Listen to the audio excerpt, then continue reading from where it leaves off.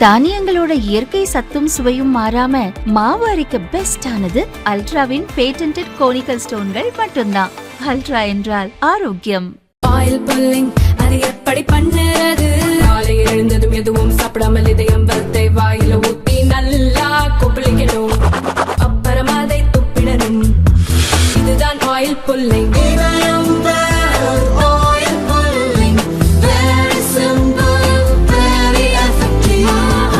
2026 சட்டசபை தேர்தலில் களமிறங்க விஜய் தயாராகி வருகிறார். அதற்கான தேர்தல் வியூக பணிக்கு பிரசாந்த் கிஷோரின் ஐபாக் நிறுவனத்துடன் ஆலோசனை கேட்டு அதன்படி செயல்பட முடிவெடுத்துள்ளார். இது தொடர்பாக சென்னை பனையூரில் உள்ள தாவேக அலுவலகத்தில் விஜயுடன் பிரசாந்த் கிஷோர் நேற்று ஆலோசனை நடத்தினார். இந்த சந்திப்பு 2.5 மணி நேரம் நடந்தது. இப்போதைய தமிழக அரசியல் நிலவரம், 2026 சட்டசபை தேர்தல் கள நிலவரம், கூட்டணி உள்ளிட்டவை தொடர்பாக விரிவாக விவாதிக்கப்பட்டுள்ளது. தாவேக தேர்தல் பிரச்சார பொதுச் செயலர் ஆதவ் அர்ஜுனா, விஜயின் அரசியல் ஆலோசகர் ஜான் ஆரோக்கியசாமி உள்ளிட்டோர் உடனிருந்துள்ளனர்.